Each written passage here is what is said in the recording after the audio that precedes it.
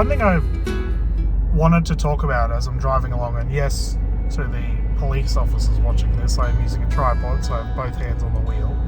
But we have sort of a universal sign system here in Australia. I don't know if many of the city people watching or international viewers watching would know about it, but it doesn't matter where you are in the country, there's sort of universal signs. So for instance, I'm about an hour away from a little town called Stanthorpe, and what Stanthorpe is renowned for is wine. So also being renowned for being very, very cold. But if you are sort of near a vineyard area or whatnot, you'll see these signs with grapes everywhere. Doesn't matter where in the country you are, they might have different designs and whatnot, but yeah, lots of grapes. So if you're a fan of grape juice like me, you always know where to pop in and have a drop. So right now I am not too far away from my campsite, but I'm going up what's called the Great Dividing Range. So anyone that's driven to Warwick would know what I'm referring to. It's a massive, massive mountain that you've got to go over. The Great Dividing Range, huge across Australia. So this is a tall mountain you've got to climb, but as a result, you get absolutely incredible views looking back towards Brisbane. So this is a pretty fun winding road. Any motorcycle enthusiasts may enjoy this particular drive, but yeah, the views at the top are definitely worthwhile.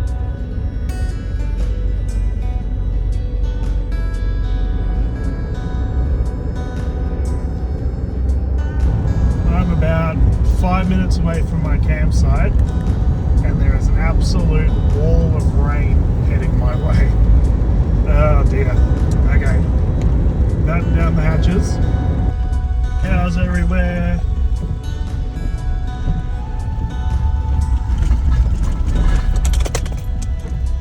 Excuse me, can you please go to my campsite? Thank you.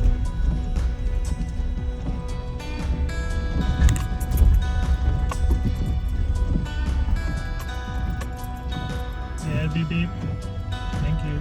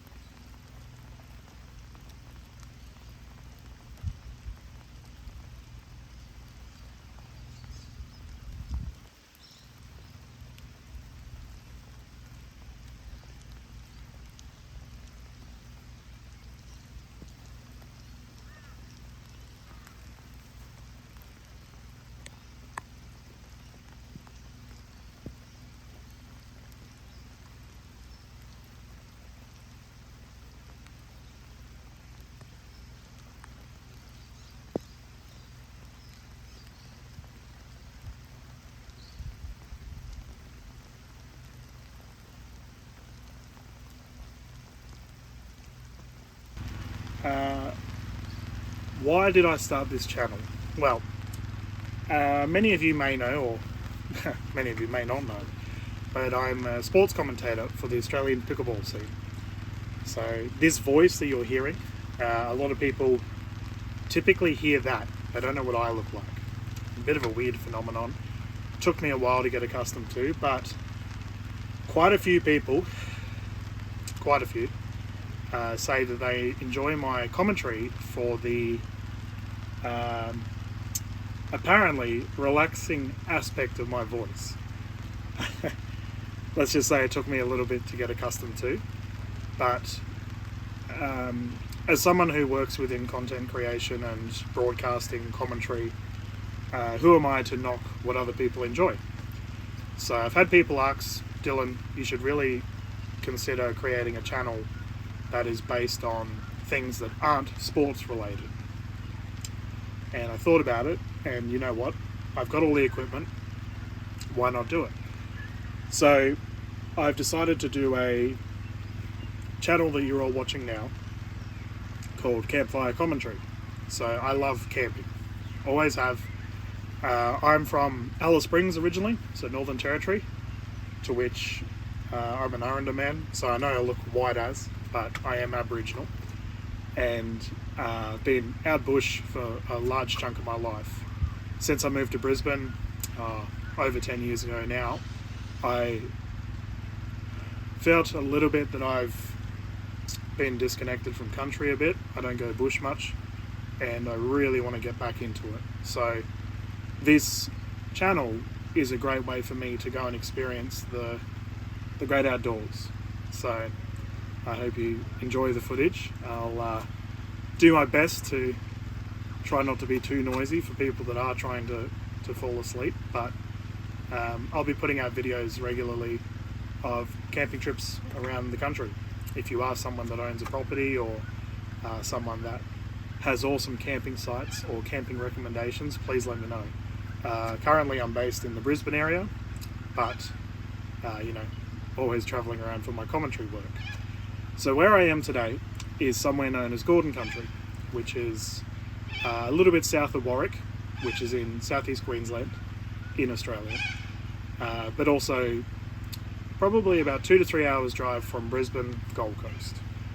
The drive here is beautiful, as you guys saw, but I really like this campsite. I've been here a couple of times, and I would recommend it for any level of experience within camping.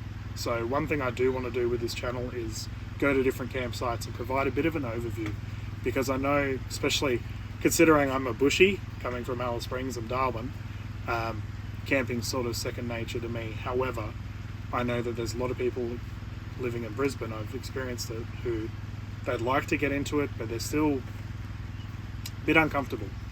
So I'm going to go to different sites and hopefully provide a bit of detail so that you at home can have a bit of an idea should you want to get into it. But yeah, Gordon Country is beautiful in that it has so many different sites. So currently I'm in what's called Bowerbird. So I've got this beautiful creek that runs alongside me. This is a self-sufficient camp, so essentially I bring all my stuff in, camp the night and go. However, it is good for campers that want to dabble a little bit on the self-sufficient side but don't have to go too hardcore, because there is a bathroom and showers like not too far of a drive away. So just putting that out there. You can obviously bring your own stuff as well, but if you are someone that wants to dabble into it but doesn't want to go too heavy in the bit more of a packed campground, this is my recommendation. On that note, if you are someone who likes glamping, there are tons of options for that available, as well as I mentioned, there are more of the traditional campsites that you find here in Brisbane, I suppose, where you've got your showers and bathrooms and barbecue areas. I think they've got an amphitheatre with movies and stuff that plays, so if you've got little ones, that might be the way to go as well. But honestly, this place, if it is sort of your first camping trip and you sort of want to dabble into it, this would definitely be my recommendation. And I thought about what should be my first campsite, and somewhere like this it fits everyone. If you're a four-wheel drive nut, they've got four-wheel drive tracks and everything. I've got a little Suzuki Jimny, absolutely love this thing, but I won't be taking it bush bashing. So this will just be to get me from A to B and get me to all my commentary sites, but also campsites like this. So yeah, it's a great place, and I would recommend it. And it's quite cheap too. The staff are really friendly. This campsite cost me like $20, $30 for the evening. And yeah, it's absolutely perfect day. A little bit drizzly, but personally I like camping in the rain. So I just think it's just so peaceful here.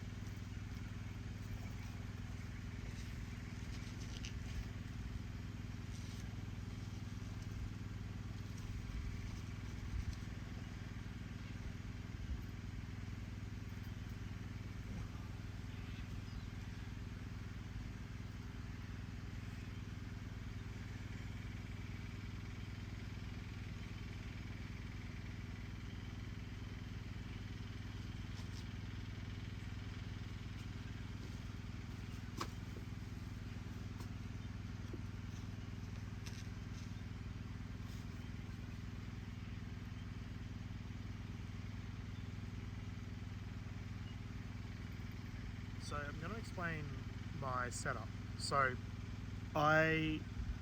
when I decided to start this YouTube channel, I could have went heavy on all of the equipment. Now, I've had camper trailers, I've had swag setups, I've had tent setups, glamping, I've done everything. But I deliberately went with a cheaper option this time around. So as you can see my car set up there, my entire setup is just with an awning. So Jimneys have weight restrictions on the ceiling. So I've got a little roof rack, as you can see. Yeah, there we go. So I've got a roof rack set up. There's my table, gunk everywhere. But I've got just the basic awning setup. So I've done like a lean-to, and that kind of has wet clothing set up. There's my swag set up.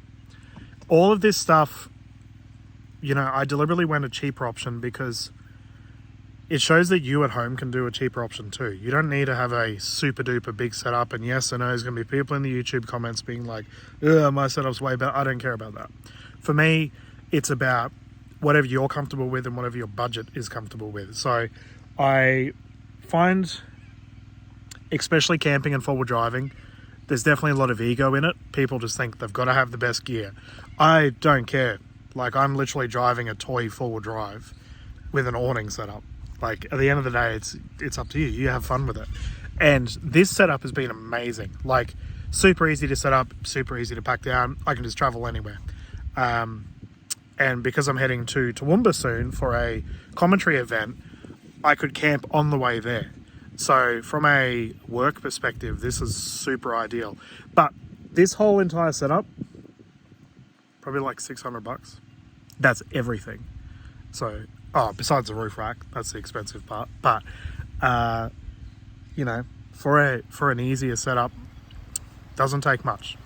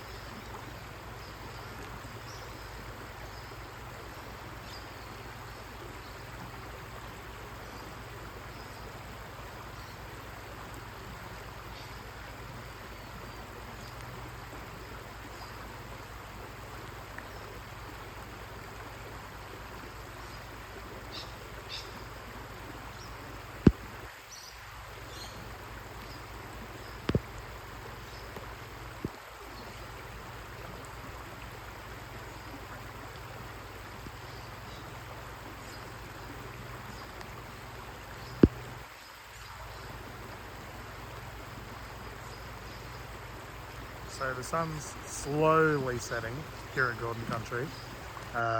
We had a fair bit of time there with no rain, but it seems to have come back. But it's nice.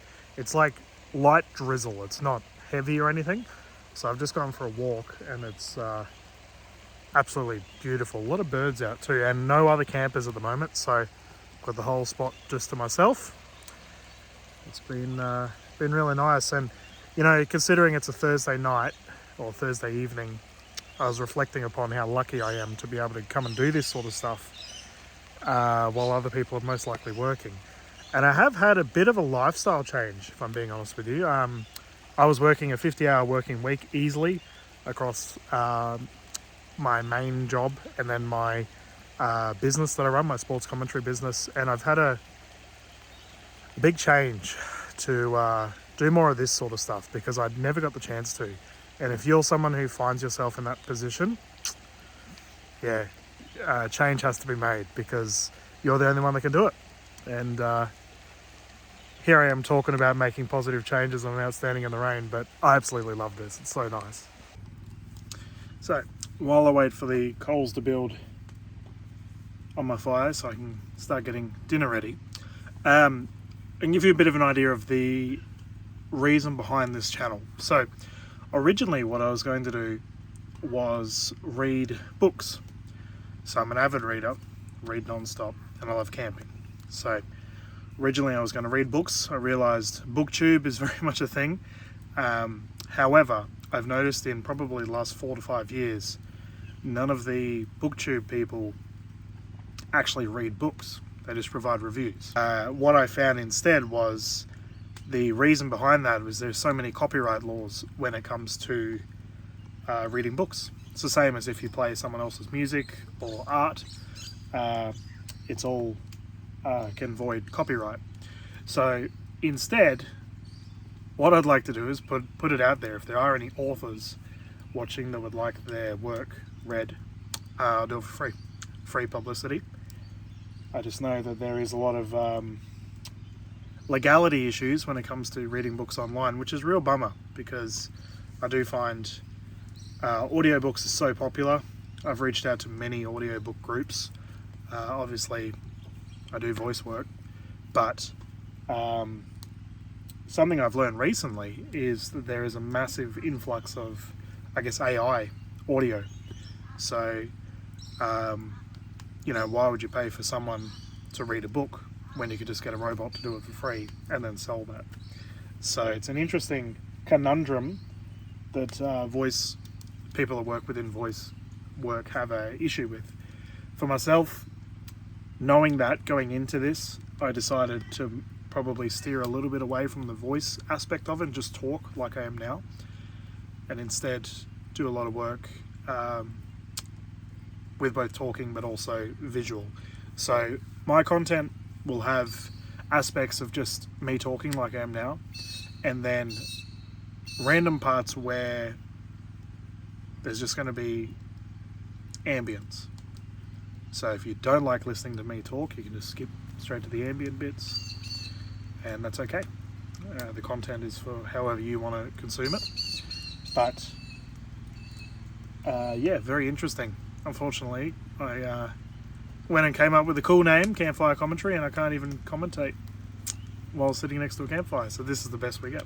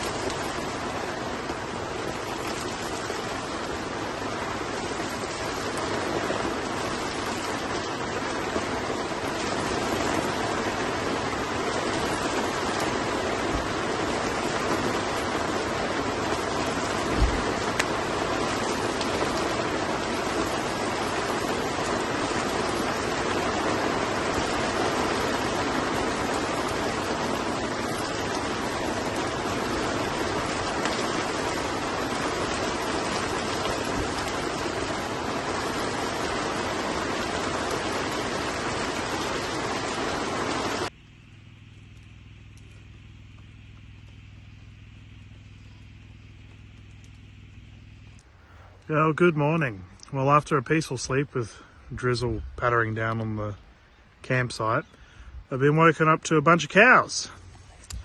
These guys have come to check me out. Got them and the birds this morning as my company. It's a great way to spend my Friday morning. But I've got to get ready to take off to Toowoomba. So thank you all so much for joining me on this campsite.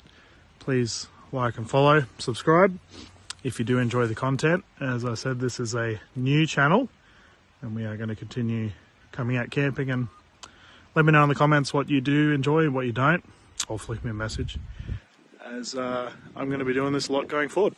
Thanks. We'll see you at the next one.